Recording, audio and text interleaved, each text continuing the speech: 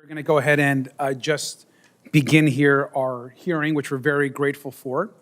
My name is Robert Garcia. I'm the ranking member of the Committee on Oversight and Government Reform. I want to first really spotlight what we're here today for, and that is a hearing on how President Trump's immigration agenda has endangered children in this country. And I really want to start by thanking Senator Blumenthal for not just really leading on these hearings, but also for welcoming the Committee on Oversight to participate, but also for your consistent commitment to the reforms that need to happen in this country. So thank you, Senator. It's great, of course, to partner, and we're going to have a variety of members of the U.S. Senate and of the House that will be joining us throughout today's hearing to hear testimony, to ask questions, and to really engage so that we can ensure that the American public understands the real horrors that are happening right now across our country. Now, American citizens, we know, have been illegally detained, assaulted, in some cases killed across this country. Innocent people, we know, have had their rights violated. This has shocked Americans across this country, but it also gets worse than that. As we're going to hear today, children are also feeling some of the worst impacts of Donald Trump's brutality and cruelty and what we're seeing through agencies across DHS, whether it's ICE or other federal agencies. Now, today, the House Oversight and Senate Permanent Subcommittee on Investigation Subcommittee and, of course, us in Oversight are actually releasing a report. It's called Cruelty is the Point: How Trump's Immigration Agenda Endangers Children. And this is a report prepared by Senator Blumenthal and our team on Oversight, and so I would encourage folks to get a copy of this report. There's been a lot of important work and stories that have been told. Now, I want to begin by laying out some facts. We know that immigration agents have inflicted physical harm on children across this country. Immigration agents have put children directly at risk during enforcement operation. Children directly have been impacted. They've acted with reckless disregard for children with medical conditions. And immigration agents have conducted operations at schools, daycares, and courthouses. The reality is that ICE is directly harming children and acting without any disregard for their safety. But the American people need to hear these stories, and they need to be documented, which what today is all about. Now, in Minneapolis, for example, in Minnesota, a family with 6 children was driving when agents deployed tear gas and stun grenades around them. 2 of the children have had severe asthma issues, and the youngest is 6 months old. The blast from the tear gas canister knocked the 6-month-old unconscious, and 2 of the other children required medical treatment after the incident. This is horrific, and we should be ashamed. This story is heartbreaking and was widely documented, but it's just the beginning. There are so many other stories. Now, our reports document case after case after case, and I want to share quickly a few of those. In Cicero, Illinois, a 1-year-old girl and her parents were pepper sprayed through an open window by immigration agents in a Sam's Club parking lot. In Columbus, Ohio, 3 girls, ages 18, 15, and 11, were in a car when their mother was deployed. Pepper spray was deployed on the mother into the mother's open car window, hurting and hitting her and her children. In Chicago, Illinois, a 2-year-old was injured when tear gas was sent towards her mother in the park. In California, in my home state in Fremont, a 6-year-old student at the California School for the Deaf was arrested along with his mother and 5-year-old brother at a routine ICE check-in. He was prevented from retrieving his hearing aids and was deported to Colombia, cutting him off from the specialized education that he requires and needs. In April of last year, a 4-year-old U.S. citizen with stage 4 kidney cancer was deported to Honduras with his 7-year-old sister, a story we may have heard. The child's access to his treatments were disrupted. And before he was deported, his mother was not even given an option for him to remain in the U.S. to continue to receive care. And in Maryland, a 15-year-old U.S. citizen fighting cancer passed away just days after his mother was detained. That is cruelty, and that should not be happening in this country.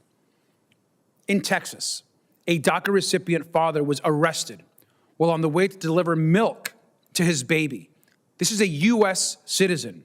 The baby was just 12 days old and being cared for in an isolation chamber in a nearby hospital's intensive care unit after a premature birth. Speaking from the detention center, the father reported, "I never even got to hold her." And these horror stories just keep going. They should outrage every single American. This is being done by an administration and our own government with no humanity or respect for children. We need to speak up and fight back. And to our witnesses today, you are showing immense courage for being here. Your testimony and your stories are so important. And with that, I yield back and I turn over to the senator.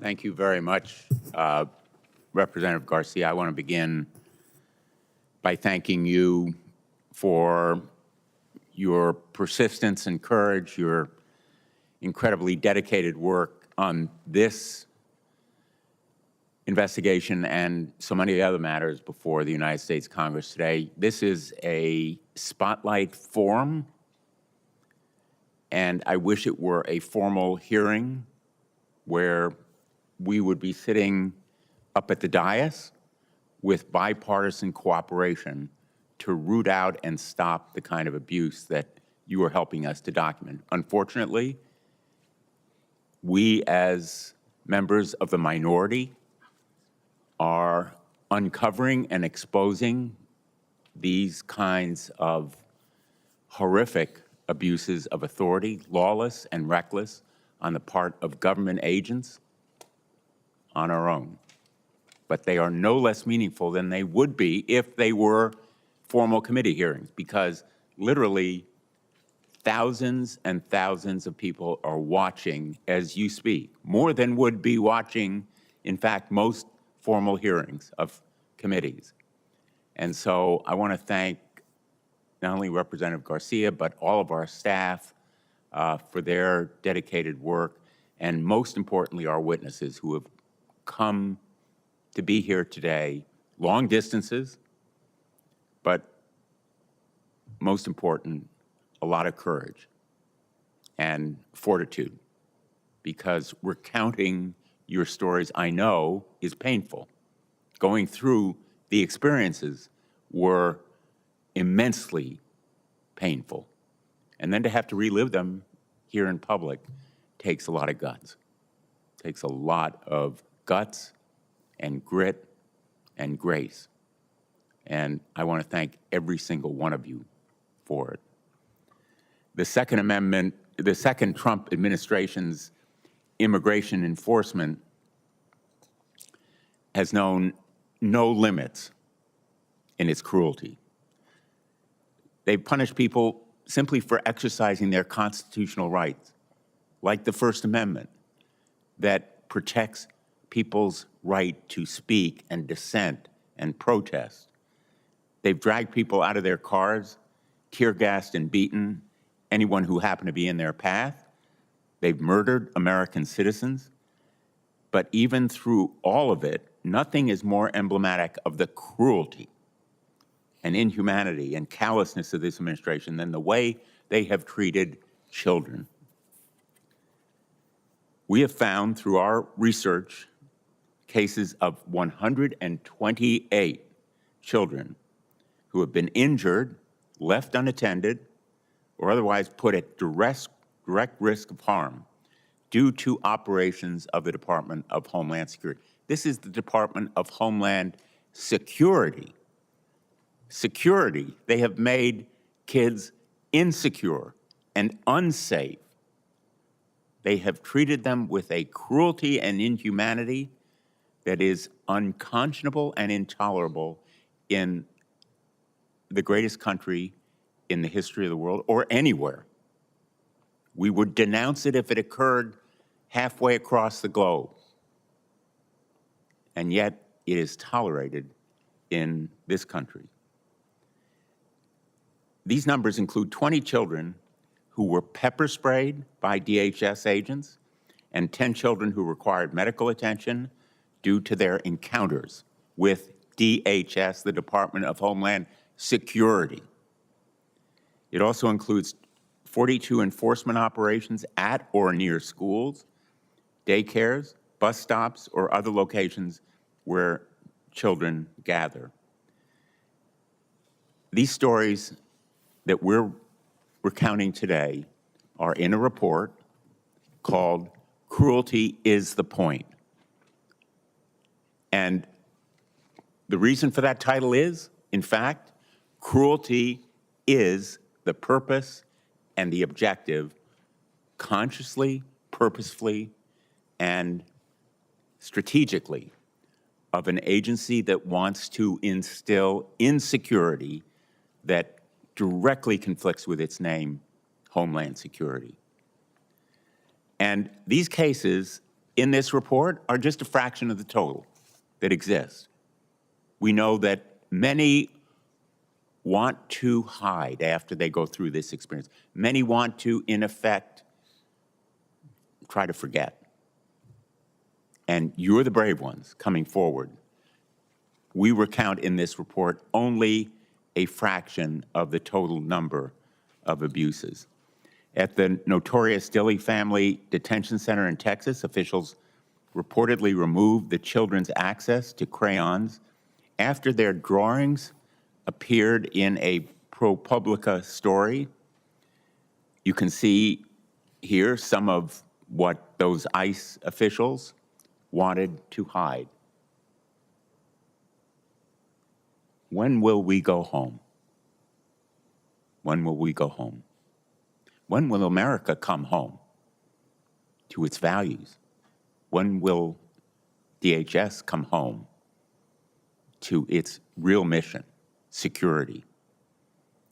Our efforts to document and elevate the stories of this regime's heartless actions against children will continue, and we know that there are thousands more stories to be told. In fact, just yesterday, it was reported that the Trump administration has detained the parents of 11,000 children who are U.S. citizens. The headline is, Trump has detained the parents of more than 11,000 U.S. citizen kids, and it's in ProPublica.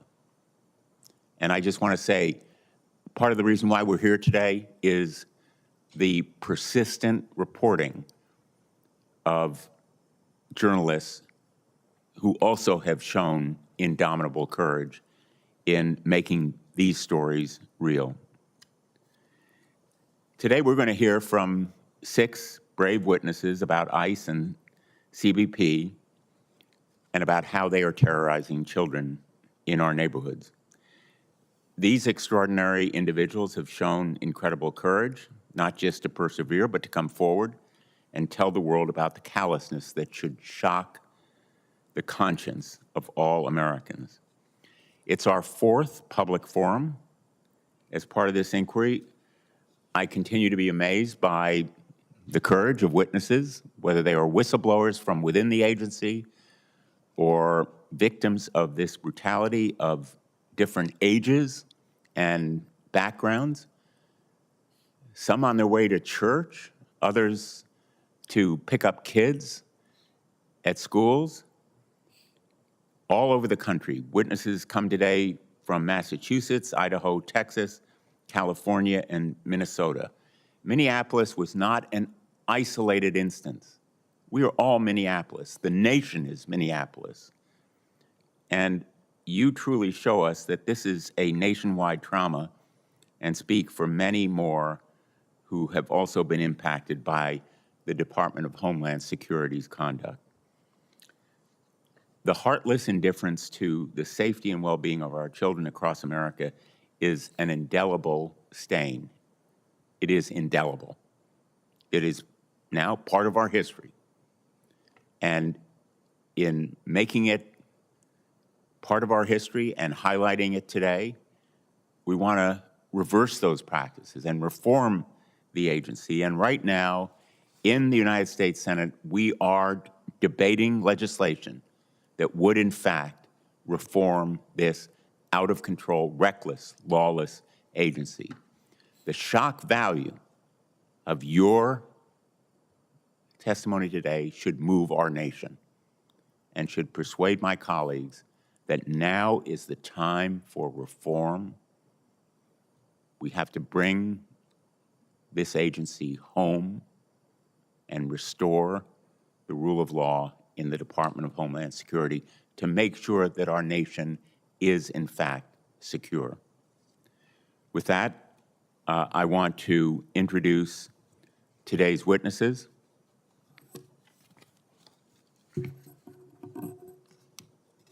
And then I'm going to turn it over to you for each of your testimony, which I have read. It is, in each of your instances, very powerful testimony, and I know that everybody here will be eager to hear it. Annabelle Romero is an American citizen from Gooding, Idaho, and a mother of 3. She's here today to share her story of being separated from her children during an immigration raid last year. Accompanying her in the audience are, in fact, her 3 children who were here today, and I was very privileged to meet them a little bit earlier today. Thank you for being here. Arnaldo Bazan is a 16-year-old American citizen from Houston, Texas, who is here to share his story of being assaulted by immigration agencies as they attempted to detain his father, who was taking him to school. Zena Stenvvic. Ms. Stenvvic is the superintendent of Columbia Heights Public Schools, just outside of Minneapolis. Several students from her district, including 5-year-old Liam Ramos and his father, were detained and traumatized by Department of Homeland Security agents during Operation Metro Surge. Fernando Hernandez Garcia is an 18-year-old American citizen from the Rio Grande Valley in Texas. Last year, DHS deported his parents and siblings, including his then 10-year-old United States citizen sister, who has suffered from a rare brain tumor.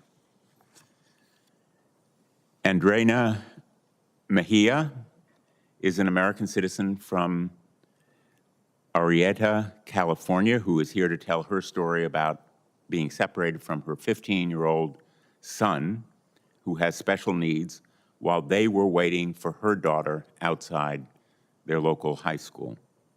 Ana Michelle Ramirez Senan is an 18-year-old American citizen from Chelsea, Massachusetts, and she is here to tell her story of being restrained by DHS agents along with her 13-year-old brother after her mother's car was stopped. I will make one last point before I turn it over to Ms. Romero. In case you didn't follow my introduction, every witness here is a United States citizen. A United States citizen. No criminal background, no history of wrongdoing, a United States citizen who either is or represents children who have been brutally terrorized by the Department of Homeland Security. Ms. Romero. First of all, I want to say thank you for having me. My name is Annabelle Romero. I'm a U.S. citizen, born and raised in Idaho. If you could bring the microphone a little bit closer. I am a medical assistant, a wife, a mother of 4. October 19th, 2025 was the day our lives changed for the bad. I took my kids to La Catedral in Idaho, where families gathered on Sundays to watch horse races and spend time together. I have gone to horse races since I can remember. It has always been a part of my life. That day was like any other fun day at the horse races for my family. I went with my stepson and my 3 youngest children, Suhei, 14, Nevaeh, 8, and Alfredo Abel, 6, We watched a couple of races. It was a rainy morning, so the children were in and out of my truck. They got hungry, and I got them some food for them from one of the vendors. There were vendors of all sorts there. The two youngest children stayed in the truck with my oldest daughter eating their food. Me and my stepson went to get some food for ourselves and walked to the back to the horse stalls to look at the horses. Suddenly, out of nowhere, I saw a helicopter. I thought nothing of it. Since I work in the medical field, I thought it was probably Lifeline helping someone in need. But then I saw people running and screaming, terrified. Then men in military-style gear stormed in, with weapons at ready. Terrified, the first thing I did was call my daughter and tell her not to get out of the truck and to take care of her brother and sister. I was terrified for their safety. After that, I ran and hid in one of the horse stalls. It was violent chaos everywhere. Armed men barged in immediately. They started grabbing me without letting me know what was going on, who they were, or why they were there. They did not identify themselves. I was asking demanding answers. They started grabbing me. I told them not to touch me, and they wouldn't give me any answers. They kept on grabbing me.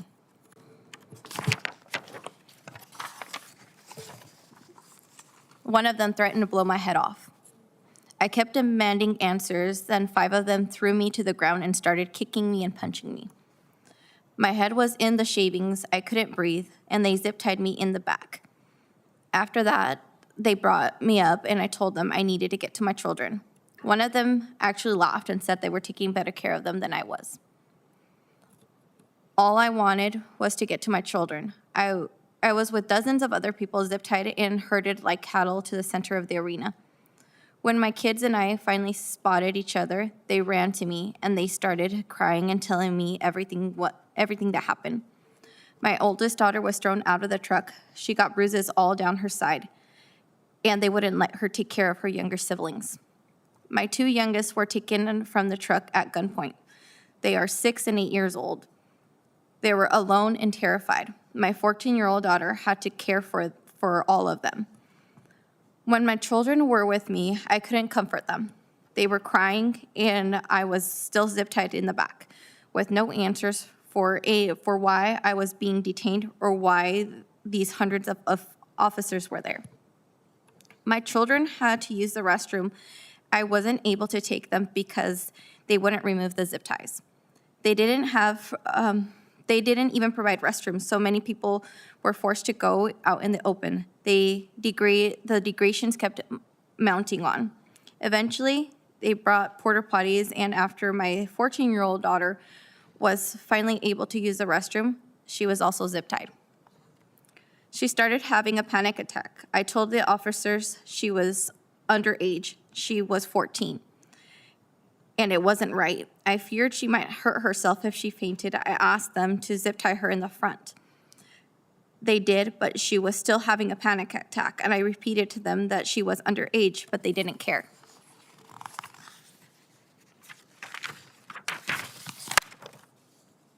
We waited like that, zip-tied and scared, for 3 hours. When my daughter told an officer her zip ties were too tight, he laughed. Eventually, we realized that what was happening, they herded us like cattle and tied us up so the ICE could check everyone's immigration status.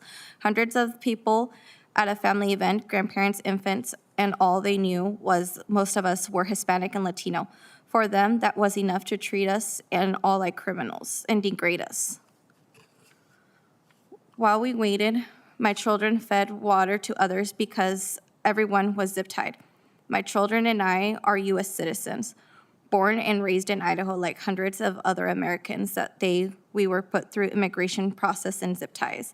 They almost took my kids from me because they have different last names. The raid was 5 months ago, but we're still suffering. My kids are struggling, mentally struggling to make sense of what happened. I am temporarily out of work because I can't focus.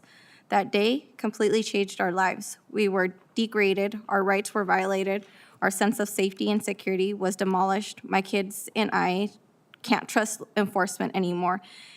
All that violence was pre-planned and targeted on a Sunday afternoon family outgoing, and not a word of apology or regret after. We deserve better from our government. We demand better from our government. Thank you very much, Ms. Romero. Thank you. And now, Arnaldo Bazan. I just want to say I'm honored to be here and thank you. My name is Arnaldo Bazan. I'm here today to share the injustice done to me and my family. I am more my peace, safety, and youth because they, along with my father, were taken from me on October 23rd, 2025. On that morning, my father was driving me to school. We made a stop at McDonald's. We were celebrating because I had made the varsity team. A car with tinted windows flashed lights. When my father then pulled over, multiple unmarked cars approached. Armed men with masks jumped out and started banging on the windows. They never identified themselves or explained why we were stopped. We didn't know who these men were. I started recording on my phone. When my father started driving, one of the unmarked cars rammed into our car multiple times. I even felt our car lift. My dad stopped at a store and ran inside to seek help. Men grabbed my dad and started attacking him. As a son, I could just not sit there, so I ran inside screaming these men to get off my dad. Officers grabbed and ripped my shirt. One officer put me in a chokehold, and the officer choking me told me, "You're done, you're done." His grip was so tight, I wonder if I will even make it out alive. With all of my strength, I screamed that I was underage from the United States. When the officers finally stopped, I began telling everybody who could hear me that these officers had tried to flip our car, and that I had proof on my phone. The same officer who choked me then took my phone.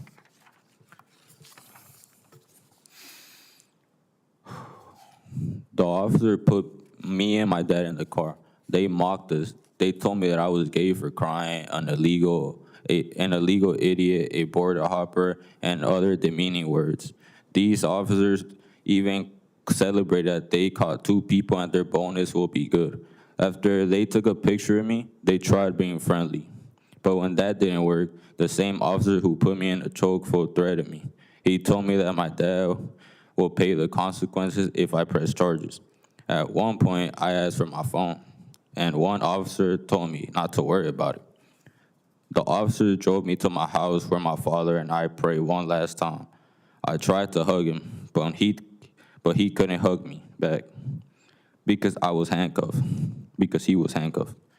The officers gave my backpack, but I later learned that my phone was missing. My sister Maria, who is here with me today, took me to the children's hospital where I was sent to the trauma unit. I received morphine for my pain. When I finally recovered, I used the application Find My to locate my phone, 2 miles from where my father was detained. My phone was inside a kiosk for people to sell electronics. Someone sold my phone. When I tried to share what happened to the local police, they told me that they can't do anything to federal officers. I later learned that my father was threatened. Unless he signed papers to self-deport, the government will send me to juvie and federal prison, so my father signed. I couldn't drink correctly for weeks. My body ached for days. I couldn't sleep. I missed school. All of this affects me to this day. When I go to school, I pray I come back home safely. Whenever I hear sirens or I see an officer, my heart starts racing. I don't even know when I'll see my father again. I'm sharing this story so it doesn't happen to other people. This is not the America I know.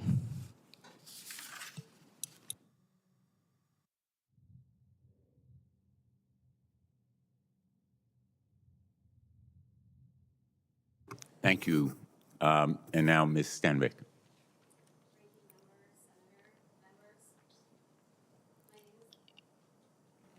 My name is Zena Stenvvic. I serve as the superintendent of Columbia Heights Public Schools in Minnesota. This testimony reflects my firsthand experience with the presence of Immigration and Customs Enforcement and its impact on my school community. I have also consulted with our licensed school-based mental health clinicians to better understand the trauma responses that we are seeing in children affected by Operation Metro Surge. Columbia Heights Public Schools is located adjacent to Northeast Minneapolis with about 3,400 students, and we have a very diverse student population. Columbia Heights is a designated city of peace and was recognized as an All-America City in 2016 by the National Civic League. In October of 2025, ICE activity began to ramp up in our area.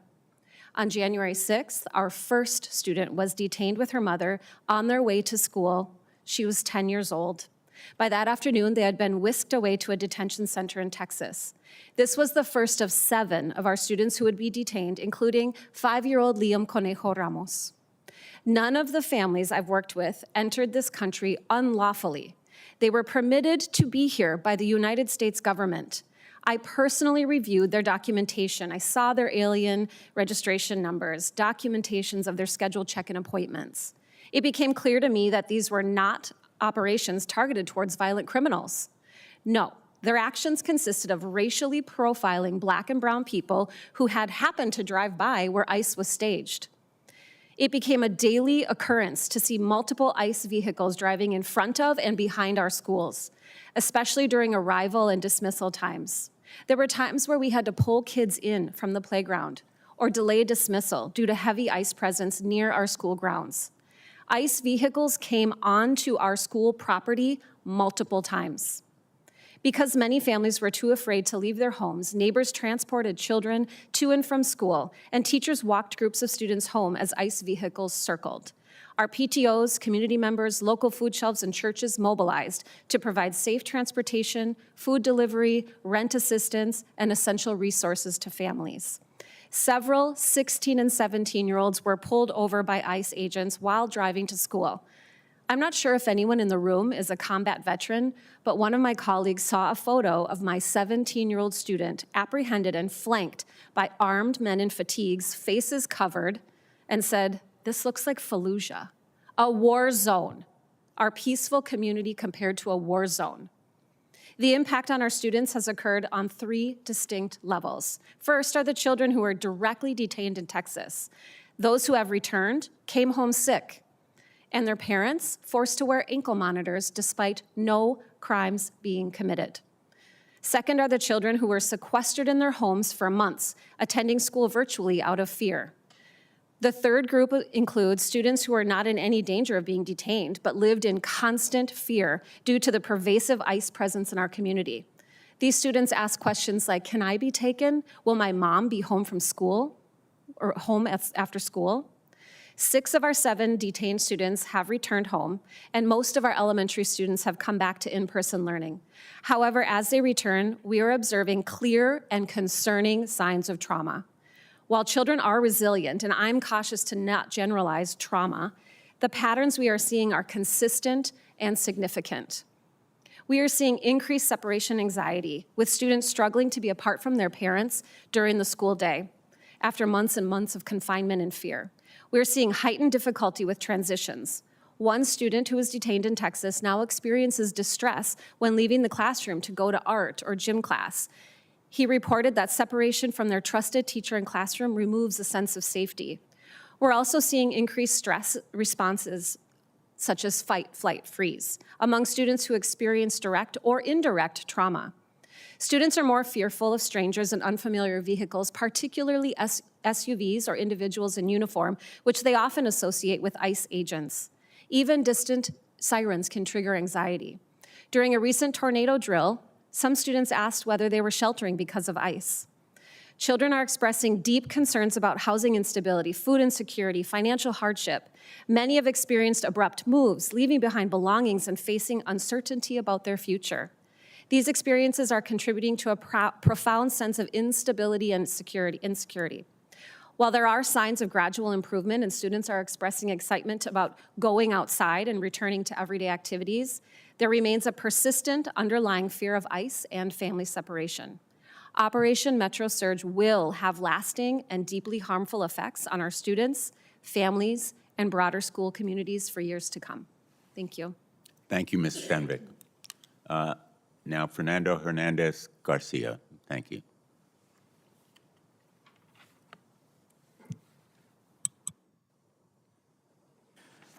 Thank you, Senator Blumenthal, for the honor of being your guest today and the opportunity to share my story.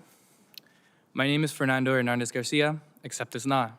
That's my name that I have to use to protect mine and my family's safety. Over 1 year ago, my life has completely changed. One morning, my little sister woke up and told my parents that her head hurt. My parents took this very seriously because the year before, she had an emergency surgery to remove a tumor. My parents and my 5 siblings got in the car and drove from South Texas to Houston so she could see a specialist at Texas Children's Hospital. On the way, government officials stopped them at the checkpoint and deported everyone, even though my parents told them about my sister's condition, even though my siblings are U.S. citizens. I wasn't with my family at the time, but I was familiar with the route and process they took to get my sister to the Houston to go visit her doctors. We did this several times without issue previously before the Trump administration took office. I was visiting relatives out of state when I received a call from my parents that they had been detained and would soon be deported. I remember this day like it was yesterday because it was the last day I remember feeling like a kid. When I heard the news, I couldn't breathe. I didn't know what I was going to do. My mom worried about me returning to our home in South Texas alone, but I had to finish high school and I wanted to make sure I could do everything in my power to stay on top of the bills and keep the home my mom and dad had sacrificed so much for. Over the past year, I've worked hard to make sure I was the first in my family to graduate from a U.S. high school. My parents were not there to celebrate this honor with me. I began working multiple jobs to send money to my family, keep up on housing payments, and when possible, continue advocating for my family to return home. While my friends planned for college, joined the military, and started working towards their career goals, I spent all of my time working. I still do. Even being here to advocate my family has impacted my ability to work. I can't think about the things my peers are doing because I honestly can't relate.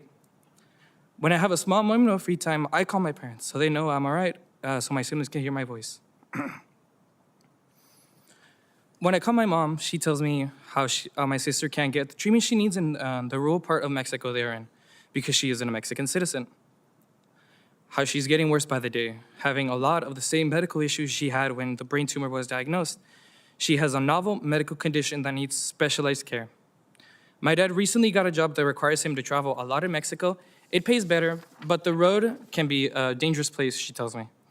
I could hear the stress in my mom's voice, and I just wish I could take the weight off her shoulders. The situation is a nightmare that I can't wake up from, that my family can't wake up from.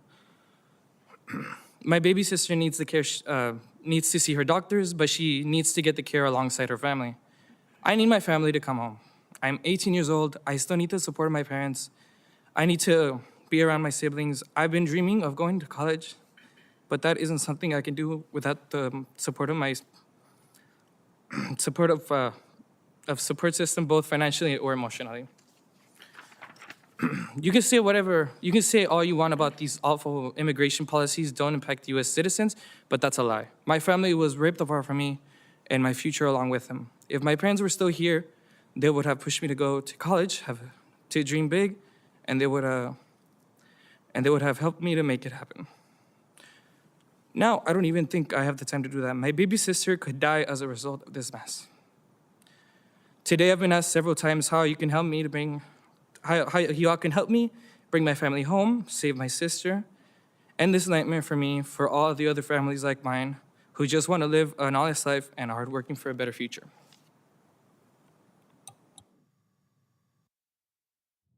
Thank you very much. Andreina Mahia. Hi, my name is Andreina Mahia. I'm a 36-year-old mother of 2. When the incident happened with me and my son, it was on August 11th before they went back to school. I was enrolling my daughter in her upcoming high school, where me and my son were waiting in the car, and I just remember I seen these 2 cars approaching my car. I literally thought they were gonna crash into us.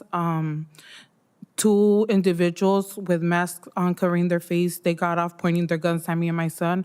One came on my side, the other one went on my son's side. They handcuffed him, and I was confused. I just told my son, follow directions, listen to what they're telling you. Just because in my mind, I'm like, I don't want them to shoot my son. So I got off, and the person who was next to me was telling me that they were looking for an individual, that they thought that was my son. So they showed me a picture on their phone and they told me, "This is your son?" I'm like, "No, that's not my son." So I told them, "Can I go to my son?" Because I saw my son was nervous. At the time, I was speaking to a friend on the phone, and she told me that all she could hear my son responding to the other individual who had him handcuffed was, "Hi, my name is Baldemar. I'm 15 years old. I'm a U.S. citizen, and I'm in special classes." So after that, they took the handcuffs off. They allowed him to come to my side. And the person who was with me just told my son, "Oh, we just confused you with somebody else, but look at the bright side. You're going to have a exciting story to tell your friends when you go back to school."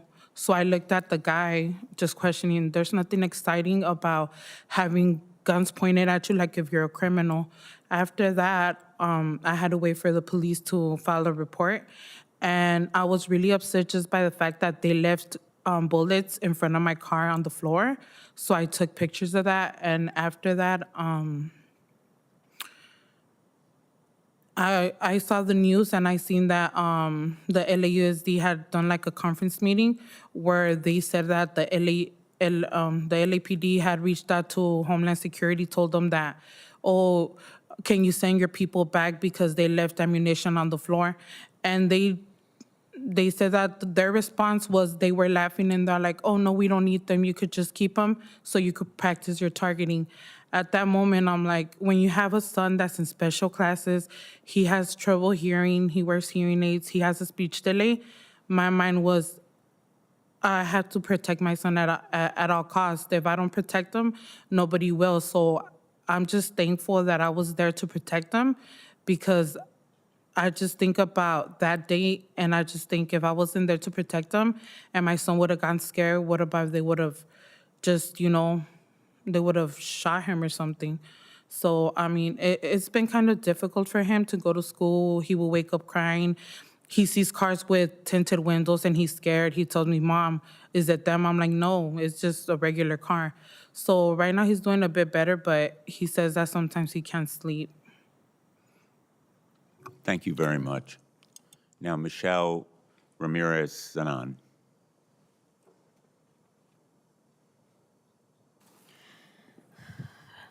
Thank you for the opportunity to share what ICE did to my family.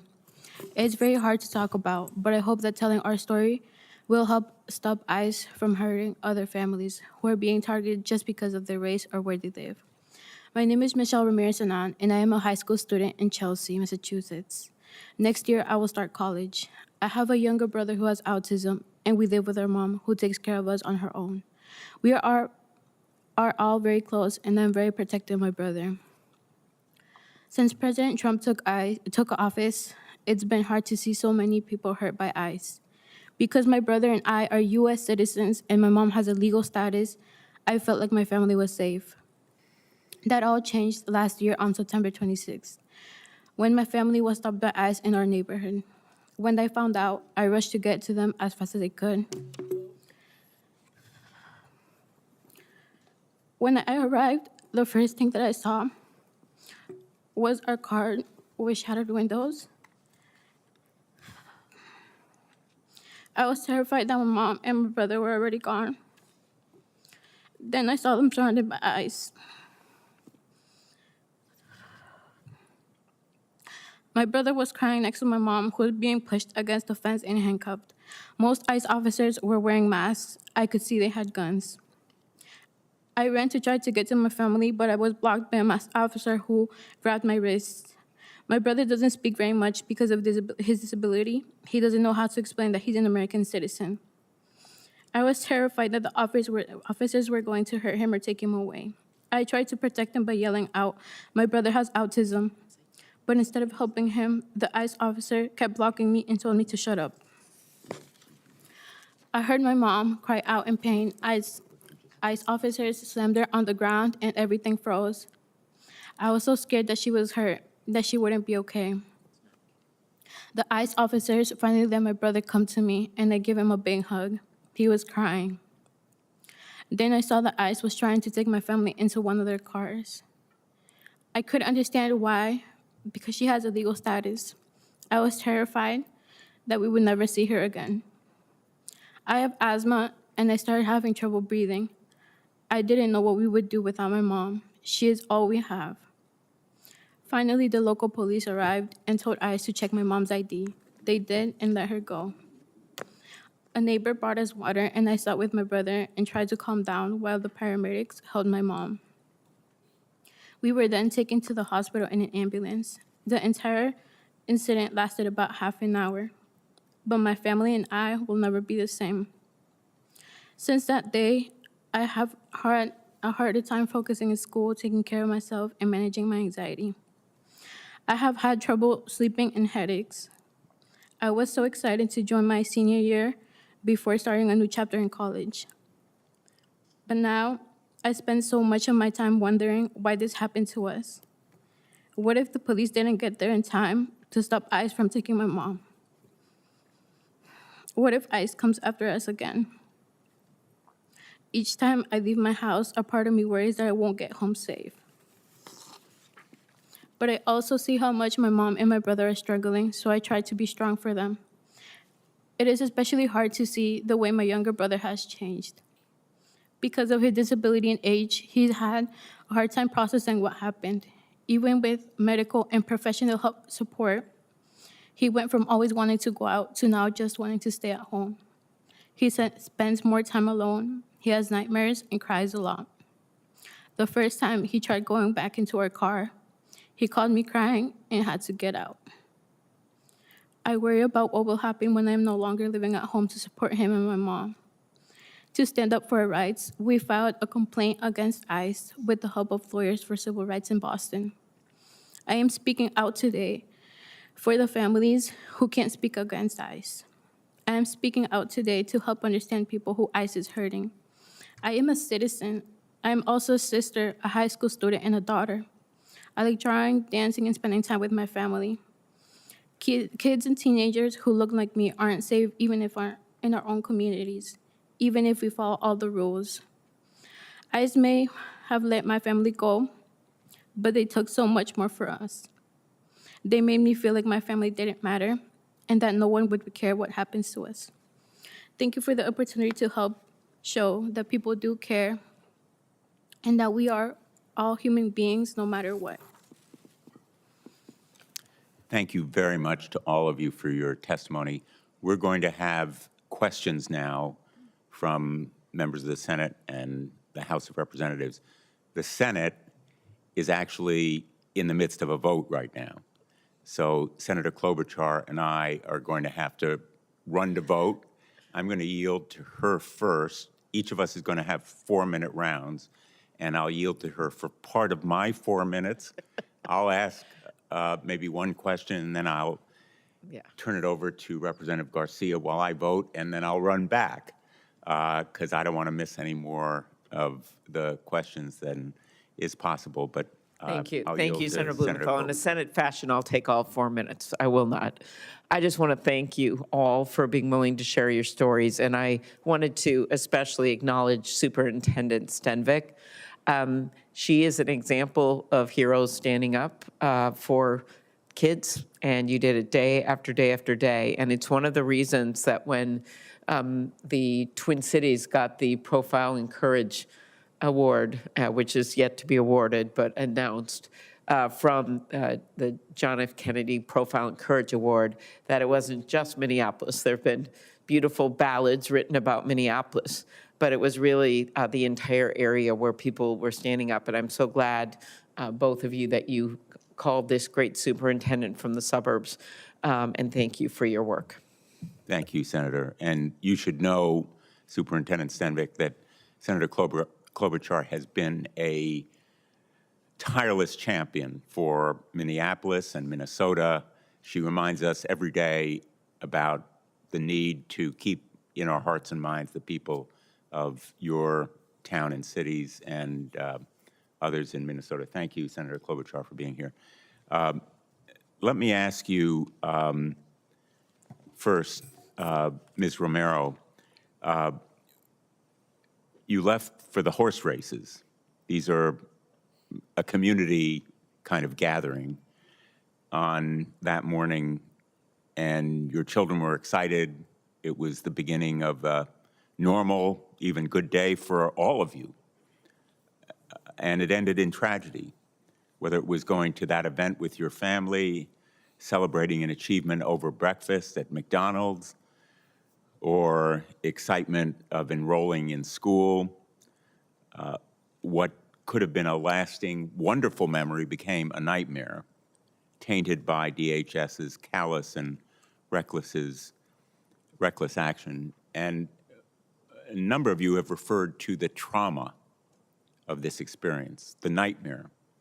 Let me ask Arnaldo, I understand that the day you were assaulted by agents started as a happy one when you were going to McDonald's with your father. What's it been like for you since then to try to balance school and trying to process what happened to your family that day? It must continue to be painful.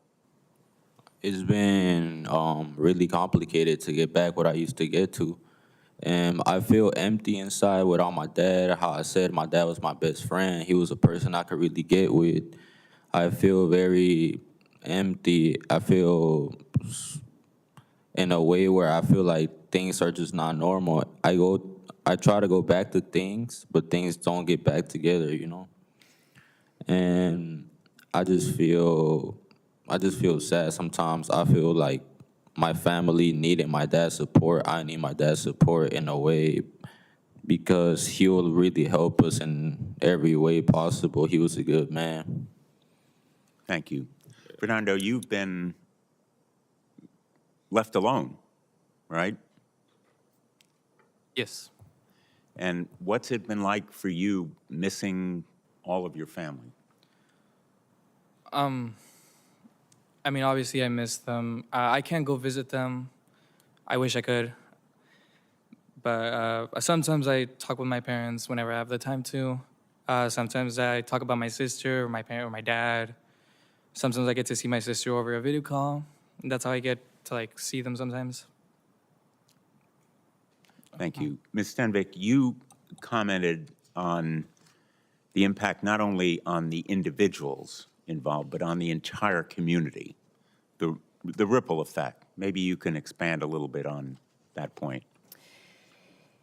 Yeah, no child is unscathed in my school district by Operation Metro Surge. There was, a cloud of fear encompassing our entire community. So everyone was impacted, not only our children, but we have staff who were impacted, and all of the community members came together to support one another. So that meant standing out in below zero weather on every corner of every school to protect children.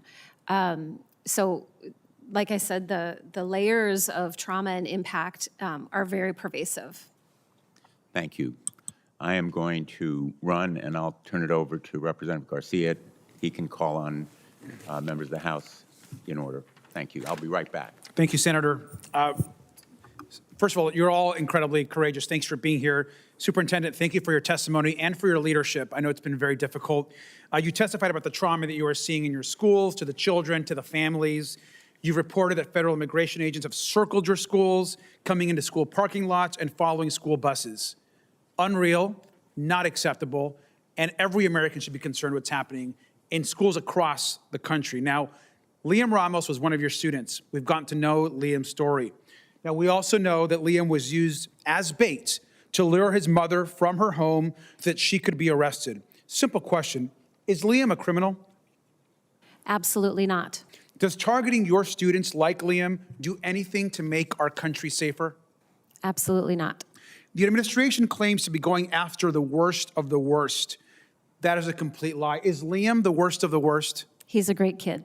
A great kid, and they are hurting 5-year-olds. Liam and his family are from Ecuador. They are immigrants. Liam actually won't even wear that hat anymore because he's scared to identify himself. He was taken to Dilley Detention Center, over 1,000 miles away. This is a place where hundreds of children have been locked up and held. This place, parents and immigration lawyers have described children there losing weight, finding worms in their food, suffering severe mental health challenges. getting inadequate medical treatment, and even standing in line for hours to get a single dose of medication. Some have suffered emergencies while being detained. Now, is it also true that there were 7 other children that were detained from your schools? Seven of my students were detained. 6 ended up at Dilley. This should disgust every single person that hears the story, and I want to thank you. It's an outrage. Innocent kids are suffering because of what's happening right now across this country. Arnaldo, I want to go back to your testimony. You shared what happened to you. You're in the 10th grade, correct? Yes, sir. And you talked about your dad and you getting breakfast together at McDonald's, which was kind of something that you guys did. I relate to that. I'm an immigrant kid. My family and I went to McDonald's all the time. It was a place where we would go and we bonded as well. That's where mass agents stopped you, is that correct? Yes, sir. Now, the government actually said, falsely, that your father rammed his van into one of the officers' vehicles. Your own video of the incident, which you took heroically, by the way, shows that agents rammed your van 4 times. Is that correct? Yes, sir. Now, they lied to cover up their own crimes and brutality. Now, did you know that they were law enforcement? No, sir. They never identify themselves. So they never identified themselves. Now, your dad is arrested, he's beaten, and you actually try to help him. And after the agents tackled you, one agent pressed his knee onto your back while another put you in a chokehold. Is that correct? Yes, sir. I'm disgusted, of course, that this has happened to you. Now, you told the officers that you were trying to go to school. Is that correct? Yes, sir. You told the officers that you were a U.S. citizen. Is that correct? Yes, sir. And this is how they responded.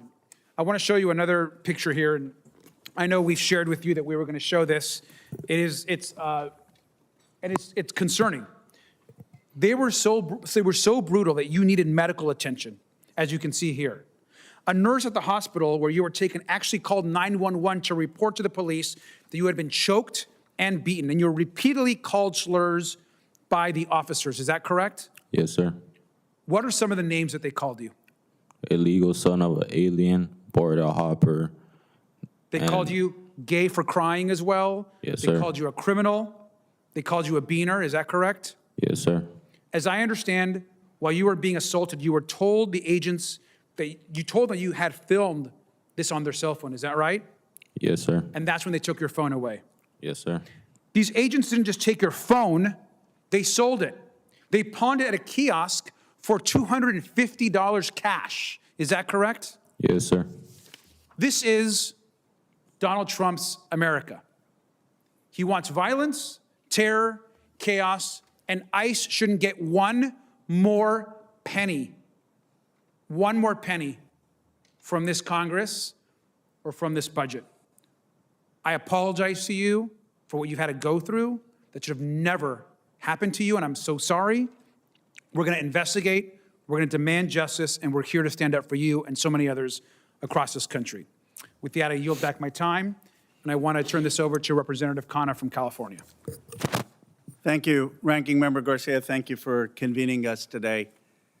Ms. Romero, I was so moved by your testimony. You were in Idaho at a horse race with your kids, and is it correct that ICE officers then came up to you and said that they would blow your head off? That is correct. That's the exact language they used? No, they used, we're going to F and blow your head off. That's just disgusting. And is it true that they said they could take better care of your kids than you could? Yes, they did say that. How did that make you feel as a mom? Angry. I wanted to just run and go get my kids. I was just angry and scared for them. And you're an American citizen, correct? That is correct.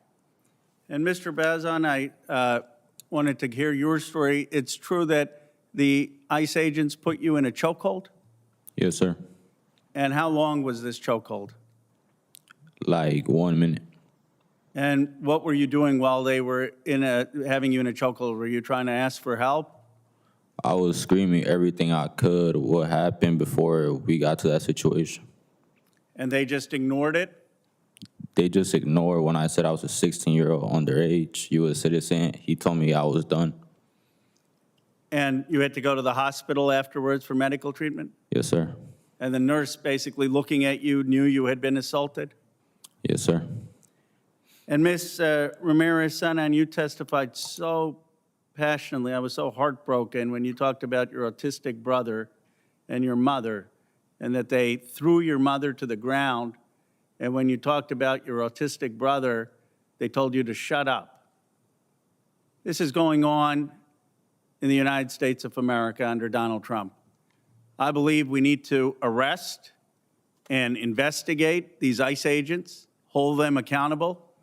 But I also believe that this agency, while it has been egregious under Trump, has been violating people's rights since it was founded. Frankly, through Bush, through Obama, through Biden and Trump, it has violated rights of Americans and of immigrants. Trump is just the most egregious case. And what your testimony shows is we need to tear down this agency and we need to start afresh with a totally different agency to actually uphold people's rights. So I'm appreciative of your courage today. Thank you, Congressman. Representative Emily Randall. Thank you so much, Mr. Ranking Member, and thank you to all of you for being here today and being willing to share your painful stories to help shed light on what is happening in our country.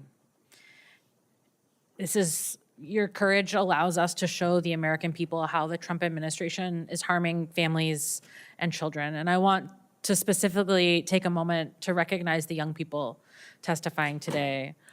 Arnaldo, Fernando, and Michelle, you are brave, you are valued, and you deserve to be safe in this country. By sharing your experiences, you're helping us in our fight to end the pain and cruelty that this administration is inflicting on communities all across this country. As we've heard today, the Trump administration is not going after the worst of the worst, as they promised America during the election cycle. According to DHS's own data, 74% of individuals in ICE detention have no criminal history conviction, and only 7% of the people arrested by ICE between January and October 2025 had been convicted of a violent crime. In Washington state, the youngest person arrested by ICE was only 3 years old. Trump and Stephen Miller, the architect of this dangerous immigration agenda, are sending ICE and Border Patrol to look for people to arrest on school campuses, in McDonald's parking lots, and families who are driving to hospitals for urgent medical care. Schools used to be places that were considered off limits to ICE and Border Patrol, but this administration has rescinded those policies designed to protect schools and other locations where children are present. Now, instead of focusing on reading and math and art, kids and teachers are battling Trump's paramilitary goons in spaces where they should feel safe. I get texts from my teacher friends almost every week about how they feel like they need to prepare to keep their classrooms safe, to keep their students safe. The Trump administration is once again separating families, this time by holding them in inhumane and unsafe detention facilities and deporting the parents of children who are U.S. citizens. Last week, a 19-year-old tragically died while being held in Glades Detention Center in Florida. This is horrific, and this administration has blood on its hands. Trump and Miller are harming an entire generation of children with both physical and emotional violence. Ms. Mahia, thank you for showing up and sharing your story. I grew up with a sister with disabilities, and I know firsthand that our government is not built to serve the needs of individuals who have more complicated needs. As federal agents separated you from your son, you tried to explain to them that your son has speech and hearing disabilities. Is that correct? Yes. And when they learned that your son has disabilities, did they begin to interact with him any differently? No. After the federal agents realized their mistake, did they apologize? No. Instead of apologizing to your son, one federal agent acted like the whole thing was no big deal. Is that correct? Yes. Is it correct that federal agents went on to say that your son would have an exciting story to tell? Yes. Do you and your son feel like federal agents pointing guns at you and handcuffing your son is exciting? No. How has this interaction with federal immigration agents impacted you, your son, and your family? Well, it was scary, first of all, because like I said, I was enrolling my daughter. So as a single mom, I always go on protect mode when it comes to my kids. Yeah. So knowing that my son really doesn't understand what people tell him, I have to break it down to him in a certain way where he's able to understand. Yeah. And just to see the fear in his eyes and the way he came back to me and hugged me and he was shaking. So I think about it and I think about it and it's like I relive it over again. And I think I'm just so thankful that I was there to protect him, because having his disability, not understanding what's going on out of nowhere, having guns pointed at you, I was just thinking, if I went inside the premises of the school with my daughter and I would have left them alone in my car, imagine if I would have came out and he would have been on the floor, shot or something. So I'm just thankful that I was there. I mean, he still has trouble, but in the beginning it was really hard, to the point where I would be driving and I had to pull over because he would literally break down and cry. Thank you so much for sharing. You shouldn't have had to experience that, and we will continue to do everything we can to advocate for no further money to ICE without any protections for American citizens, for the people of this country. You deserve better. Thank you. Representative Walkinshaw. Thank you, Mr. Ranking Member, and I want to thank our witnesses for being here today and for the courage to share your stories with us. The testimony we've heard reveals the impact of the Trump administration's mass deportation agenda, and it makes clear who these policies are harming. Thousands of children who pose no threat to public safety. Despite the administration's rhetoric that their agenda is focused on criminals or the worst of the worst, as we heard, 74% of people in detention have no criminal conviction. As of March, nearly 1,000 children have been detained by the Trump administration, longer than the court-ordered 20-day limit. Thousands more have been detained fewer than 20 days. So despite what President Trump and his cronies at DHS claim, these are not policies making America safer. They are creating an American nightmare for thousands of children. Children who are being held in facilities like the Dilley Detention Center in Texas, sometimes for months, with inadequate medical care, inedible food, and unsafe drinking water. And study after study has documented the impact of detention on children.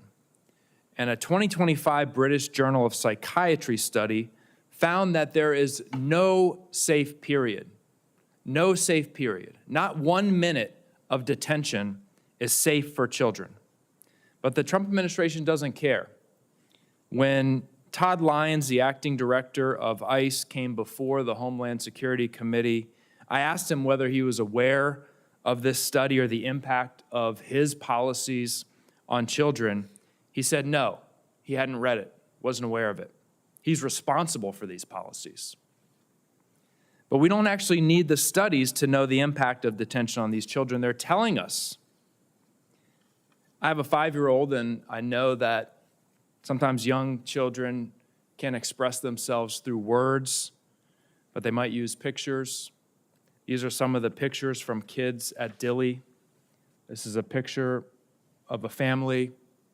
Child wrote, "When will we go home?" This is another. I am 5 years old. I want to go to school. I miss my bear. I'm 5 years old. I want to go home. These are what the children are telling us. Since the publication of some of these drawings, art supplies have been taken away from children at Dilley. So when they cried out to the world through these drawings and others, our own government silenced them by taking their crayons. That's what's happening. Superintendent Stenvvic, we all know the image of Liam. We know some of Liam's story. I wonder if you can share with us, based on your knowledge, what happened to Liam after this photograph, after his family's detention? What do you know about his experience in detention, and how are they readjusting to life today? Well, I had six students who were detained at Dilley, so I can speak on behalf of all of them. I arrived shortly after Liam had been taken by 8 armed and masked agents with his father. I arrived to console his mother. Students are telling me who are coming out of Dilley. I have a 5th grader who waited in a waiting room on chairs for 17 hours before someone came to talk with them, and then had to wait for another 36 hours, so about 50 hours total, without food before actually being processed and entering into Dilley. That child also, when asked about, we've heard the stories about the water quality and the food quality. I asked, I heard that there's teachers. What was the school like?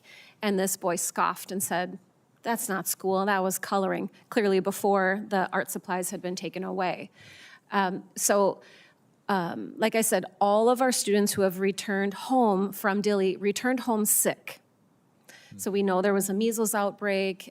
We had a mobile medical clinic come to connect with each of the families who returned, just to check on their health and well-being. And then, of course, our mental health providers, our school-based mental health providers have been working around the clock and on the weekends with our families to help process the return and the trauma.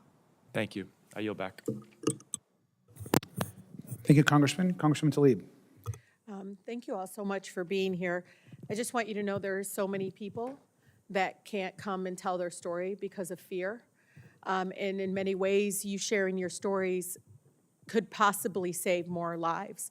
So I want to thank you so much for speaking the truth and having the courage to begin to use your voices for others. It is very important for everyone that's listening. There is no humane way to detain a child. No humane way. There is no humane way to arrest a child. There is no humane way to deport a child. Yet ICE is doing all three, subjecting our children, even the smallest infants and babies, to extreme violence, cruelty, and lifelong harm. There are too many horrible stories to count. Chair Garcia was texting and saying how horrific it was, and I told him, I don't know how much I can scrape on top of my lungs to say enough is enough. A child is a child. A child is a child, no matter where they are in our country.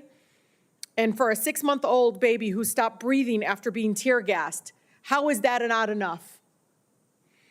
Children are held at gunpoint. How is that not enough? Teenagers like Arnaldo, hospitalized for serious injuries after being put in a chokehold.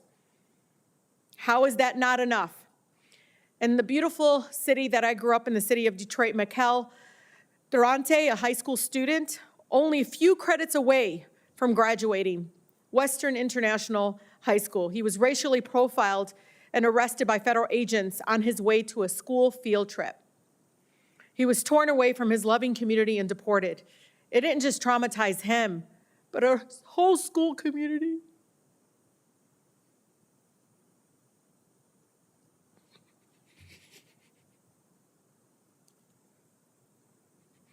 Enough.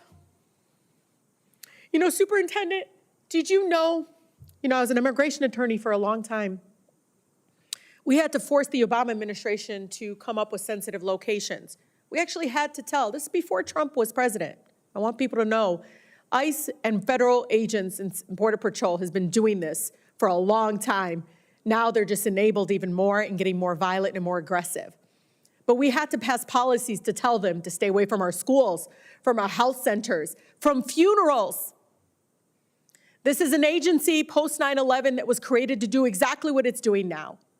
And so many people that come after me and so many of us that continue to say, mask or no mask, they will still kill us.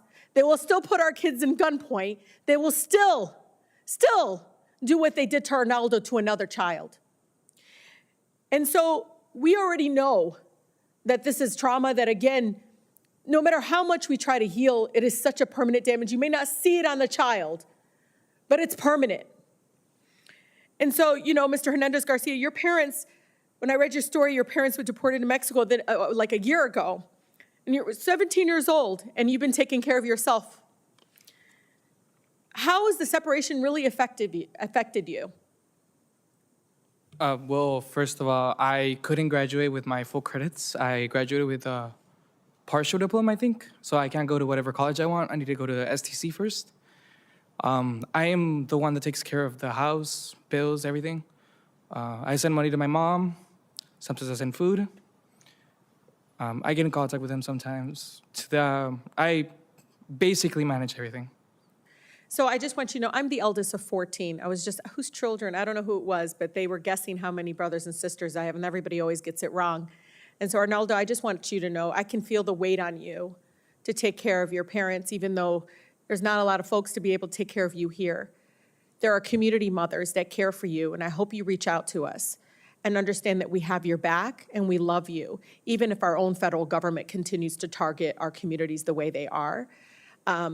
I've been taking care of people all my life, and I'm just now learning, late in my time, that it's okay to ask for help. And I'm just asking you, because I read your story, and it just reminded me of, the fact that I don't want you to ever feel alone. And even though I know in maybe a few years they might start apologizing. I'm so sick and tired of our government apologizing for the violence and death and destruction that they do over and over again. And I just want you to know right at this moment, just want you to know there's a lot of people watching, and that we love you and that we want to be able to take care of you. Okay? Thank you, and I yield. Thank you.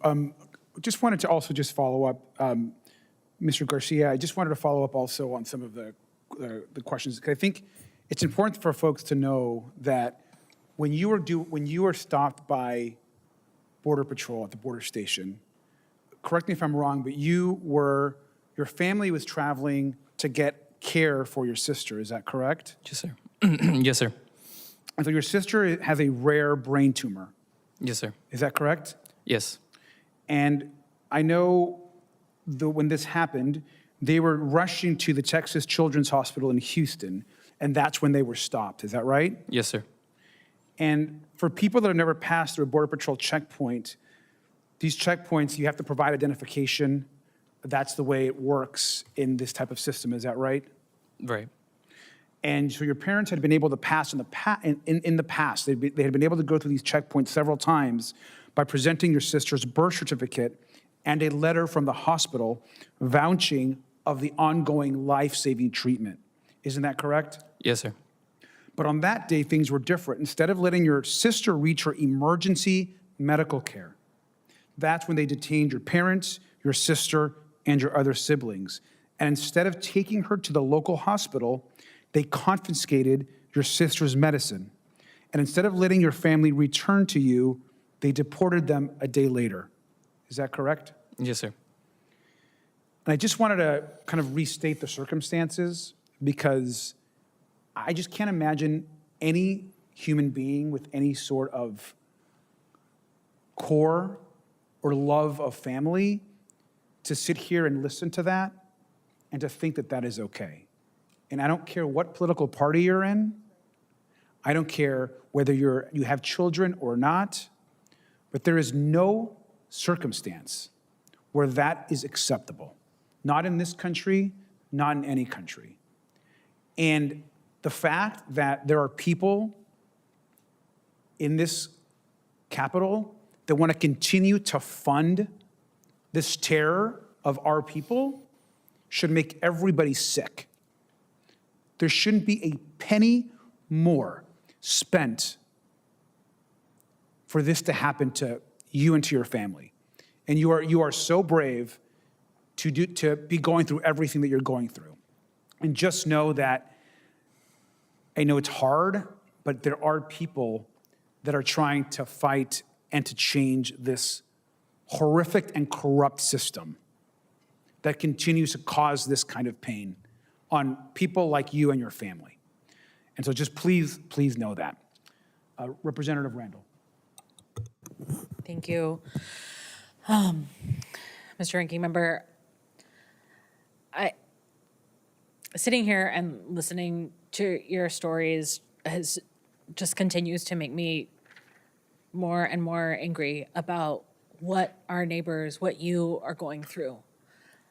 Early in my career, I worked in fundraising for a children's hospital, and I remember the story of a family who came from Mexico one day, packed their suitcase, came because they had been looking for life-saving care for their child unsuccessfully, and their last-ditch effort was to come to the US to get care for their son. And they were able to. They were able to safely get care.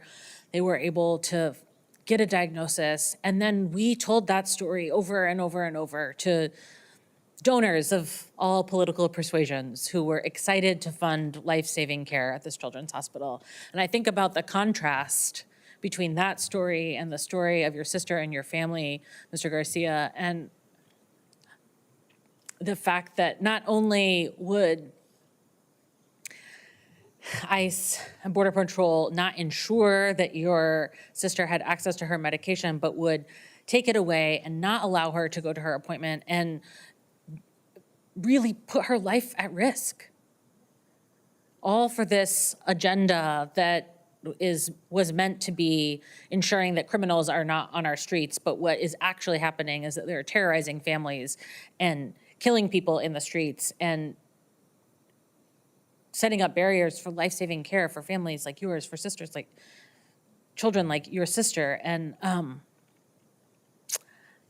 it's really, it's unacceptable, it's inhumane, it's wrong, and we will continue to fight for more money to be invested in attacks like this on our communities and our neighbors. I also have been thinking a lot about a friend of mine who is a school counselor and who told me the story of a young man not dissimilar from you, whose family, whose father was deported and whose mother moved their family to another home to be safe.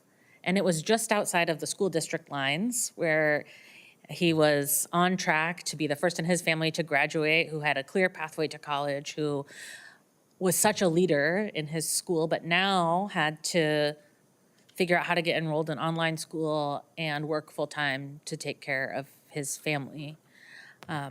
My friend, the guidance counselor, has been trying to figure out how to be supportive to him, but he's no longer one of her students, and she worries every day about what his path will be. Ms. Stenvvic, your work in Minnesota and the care you've shown members of your school community are a model for districts across the country. How have the ICE and Border Patrol surges in your community impacted the health and the traumatic stress of children that you're seeing?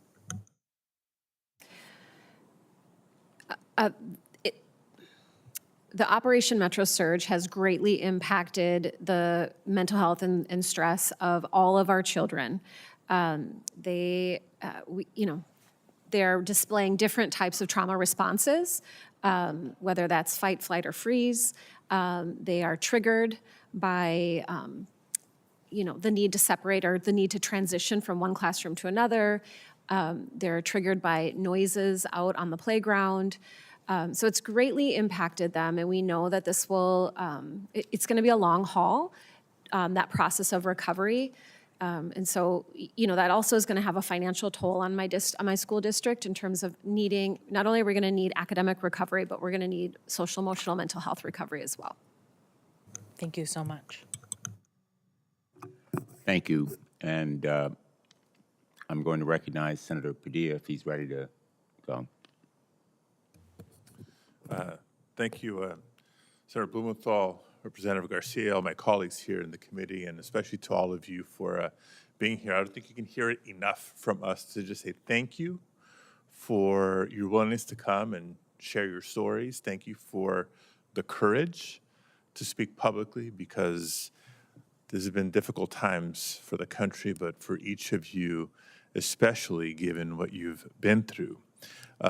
Ms. Romero and Miss Mahia were practically neighbors. I grew up in Pacoima.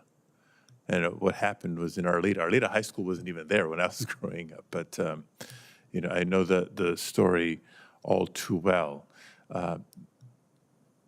your families, our community has had to witness, particularly the treatment of children, U.S. children, is unconscionable. And so, can you keep telling us just a little bit more about not just what happened, but how it's affected your family? What's life been like since? Ms. Mahia? I mean, it took me a while to get back to how I was before, and my son is barely getting there. Before he was this happy kid, even though his disabilities, he's a very, very likable kid. Everybody who meets him automatically, he fights with his sister, obviously, like every sibling, but everybody who gets a chance to meet him, I have never heard anybody, not even teachers, not his old school, heard about what happened to him. They reached out, and actually one teacher was really upset, and ever since then, he's just, in the beginning, he was like, I can't concentrate in school. People kept telling me, just pull him out, put him on online classes. But I was like, why do I have to isolate him from his friends, from him going to school? I mean, it's not his fault. He went through what he went through. He would just wake up and be like, oh, I can't sleep. Like, are they going to come back? Everybody has their own story. He didn't feel safe, but I just had to be strong for him and be like, you know what? We're going to get through this. I mean, I'm here. I'm always going to protect you and your sister. I mean, I'm all they have. And those are obviously normal questions for him to have, normal feelings for him to have. And you're working through the immediate and short-term impacts of the experience and the trauma, because that's what it is. Have you guys talked about, what do you think about in terms of the long-term effects and what you'll have to work through in the years ahead? I mean, I don't know. Sometimes I just question myself, and I just want to know if he has a hard time expressing his feelings to me, where daily I have to ask him, how do you feel? Because he tells me one thing, but then his teachers tell me another thing.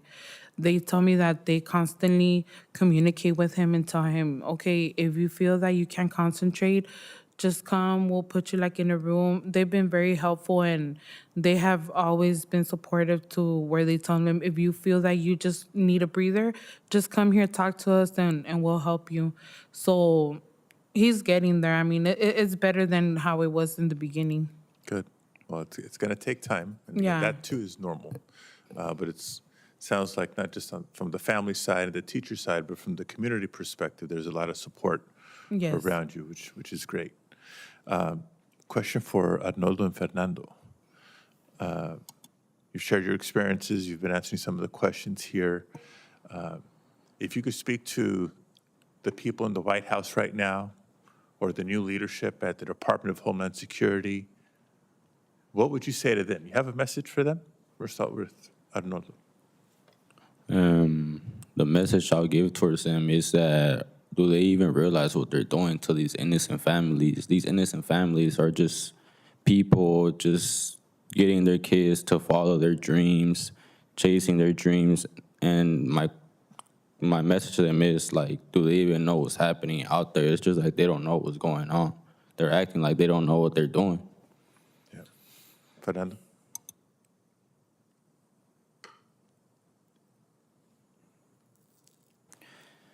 I would tell them, do you guys have a heart? You keep deporting little kids, families, separating them. Imagine if that was you. How would you feel? Take a moment to put yourself in their shoes. How would you feel if that was you in that moment? Yeah. As much as I like to also wonder, do they really know what they're doing? It's hard to think they don't know what they're doing. It's been going on for almost a year now. It's all over the news. It's all over social media. They've heard from the public. They've heard from us. The question in my mind isn't do they know, it's do they care? It's their opportunity to change things. It's gone too far. It went too far a long time ago. and we're going to keep pressing to make sure things change. Thank you again for being here. Thank you, Senator Blumenthal. Thanks, Senator Padilla. I think Representative Garcia will recognize. Thank you. I think Representative Walkinshaw has some additional questions. Yeah. Thank you. Ms. Romero, your story, all of the stories are powerful.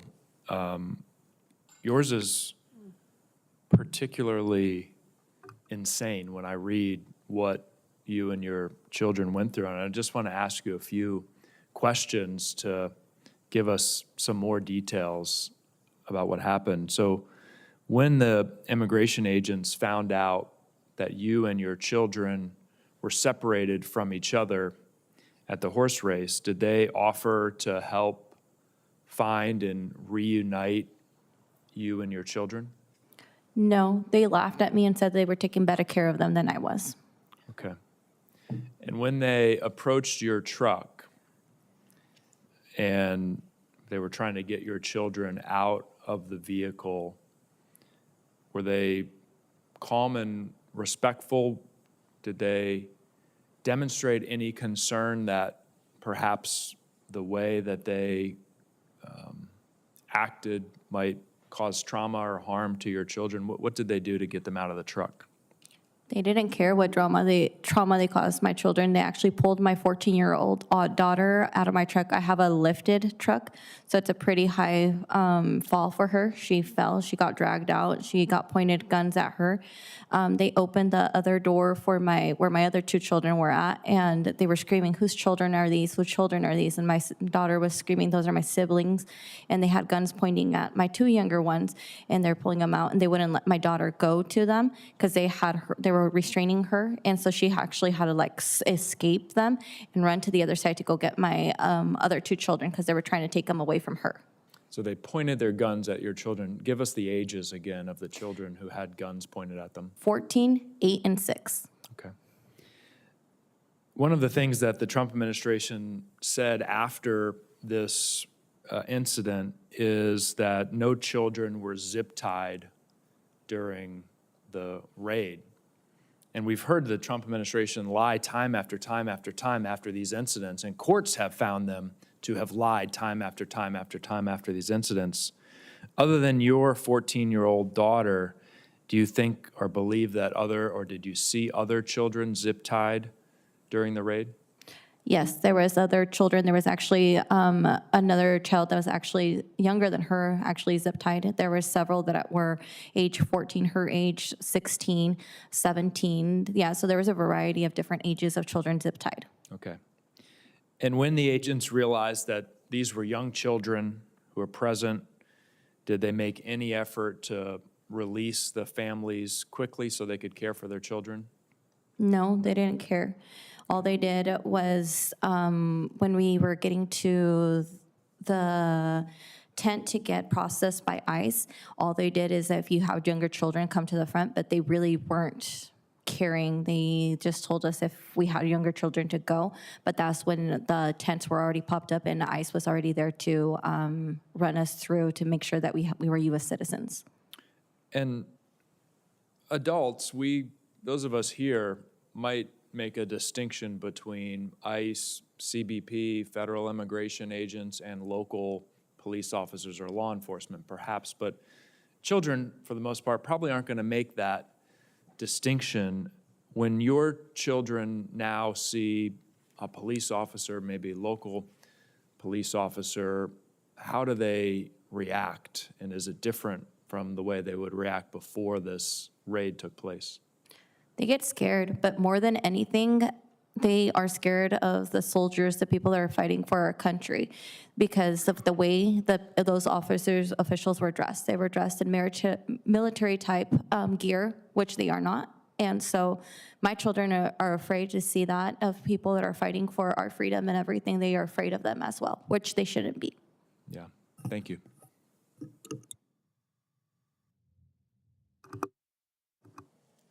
Thanks, Representative Wilkinshaw. I have a few questions as part of this second round. Let me first say, Ms. Romero, I'm a dad. I have 4 children. They're now in their 30s, but I can remember well what they were like at the age of your children. And I can't imagine what it would be like to be assaulted, zip-tied, and completely unable to reach my children as masked agents began rounding up everyone around me. I have a picture here, which I believe that you took.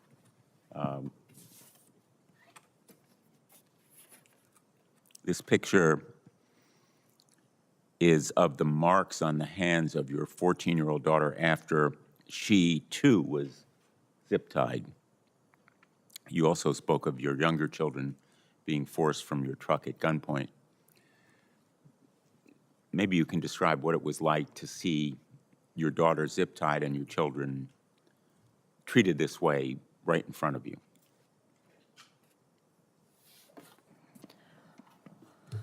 Honestly, I felt helpless, like I couldn't do anything to help them. Like, as a mom, you want to protect your children. I saw, after I repeatedly told the official that she was 14, she was having a panic attack in front of her, they wouldn't listen. I felt so useless as a mom. Like, I wanted to protect my daughter, and I couldn't. And for them to tell me that my kids were brought out at gunpoint,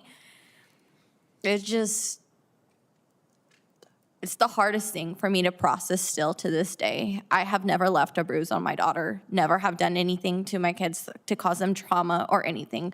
Why are other people doing this to children? Not just my children, but to other children. It's a mother's worst fear for your kids to be traumatized, to get hurt or anything. Why are other people doing this to our children when we're trying to do the best to protect our children? This memory has stayed with you. And I'm sure it will stay with your children at some level as well. And I know you as a mom will do your best to overcome it. Are you aware of it now as you deal with your children? It's hard. Well, again, thank you for being here today. Thank you. Mr. Garcia, I want to focus on your story for a moment because I think it has really a number of different shocking elements. Your siblings, all except one of whom are now U.S. citizens, were deported with your parents. And I understand from your testimony that your family was going to the hospital for your sister to see a specialist for her unique medical condition. You spoke in your testimony about how hard it's been for your sister, harder, in fact, than it would be here to get critical care that she needs while she's in Mexico. Do you know whether her condition has been getting worse? Her condition has been getting worse. Right now, it's to the point where it's basically like if the tumor's back, her eyes are experiencing like if they're failing again, like if she had the tumor again. I know she's been getting a lot of headaches. She can't get the care in Mexico because they keep denying her because she's not a Mexican citizen. So my mom keeps fighting for her. At one point, they did take her in, but then they keep refusing to take care of her, and I can't bring her here.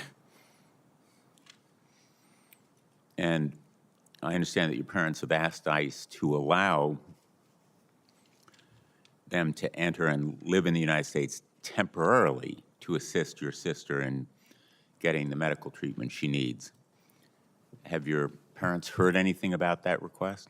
No, we have not. And it's been pending, I think, now for 9 months, and you've heard nothing. I think so.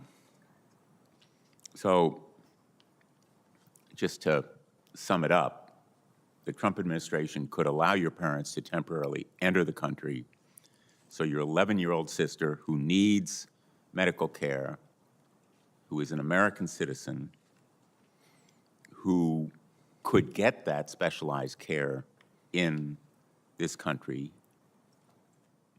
it's specialized care she needs to survive, has been denied it.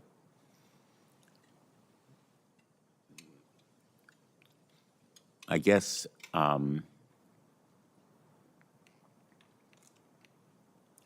have to say this cruelty is simply inexplicable. And I'm sorry you're going through it. I'm sorry for your sister and your family. And again, my thanks for being here today. Finally, let me just ask all of you, each of you has talked about the violence, unimaginable violence that you've either witnessed or experienced yourselves. And despite those experiences and the fear that each of you may have felt, you've come forward with courage to tell your stories. Why is it important for you?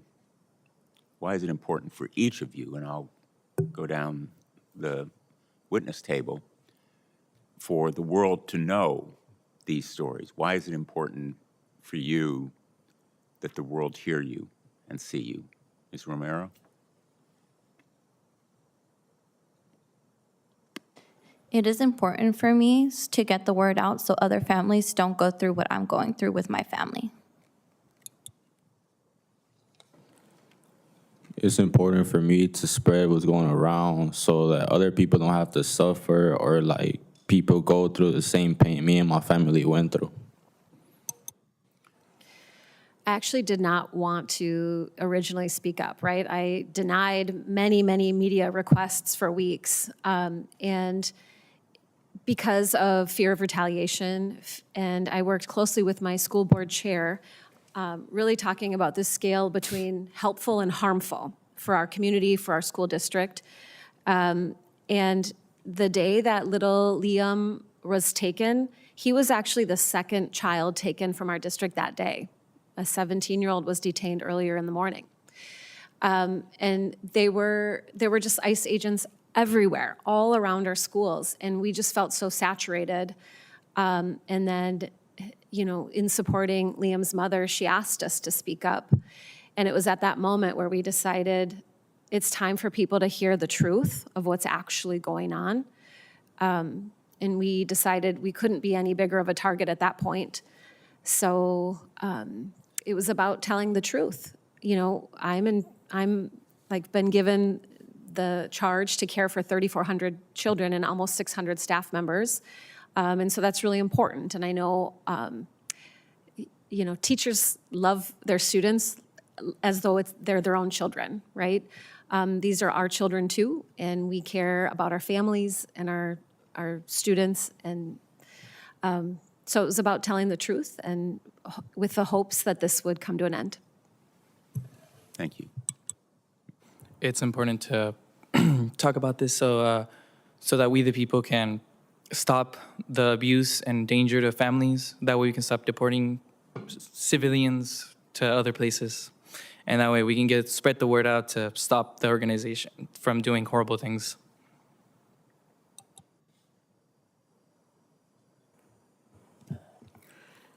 I just wanted to share my story because I know that there's more mothers that have kids with disabilities that maybe they're immigrants and they can't speak for their kids, but I feel that I could be the voice of kids with disability and just, I mean, we're all human beings, you know. We deserve to live a normal life without the fear that we can't go nowhere because they could target us because of our skin color or just by the way we look. So I just wanted to share my son's story for that. It is important that we speak up because we as children do not deserve this. We as human beings do not deserve this. My community is very small and not known, so I am here to speak up for Chelsea from Massachusetts because we need to get this around. We need to get help because as people, we do not deserve what most of our families are going through. Thank you all. I'm going to just say nothing that I could say now can match the power and eloquence of your statements. The work of our committees didn't begin, and it's not going to end with this fourth hearing. And your testimony today encourages and emboldens me to continue with this work. I am grateful to the House members who are here today and my Senate colleagues. We have a busy day with votes, as you have seen, but I know that my colleagues are deeply interested in what you had to say here, and I want to express my gratitude again to Representative Garcia. We are listening. We will hear more testimony in the weeks ahead because DHS has to be held accountable, has to be reformed, has to be changed to stop, as you have said so powerfully, this kind of brutality happening to others. And with that, I'll yield finally to Representative Garcia. Thank you, Senator Blumenthal, again for hosting us and for these opportunities to hear these really courageous stories. I just want to thank all of you one more time and just want you all to know that the courage and you're telling your story, the story of your family, is powerful and it makes a huge difference. And what you're doing here today is actually going to help so many other people across this country. It's going to bring change. It's going to uplift other stories. And you're truly all heroes. As it relates to us, we view you all as the heroes that you are. And so thank you again for being here. Thank you, Senator. With that, we are adjourned.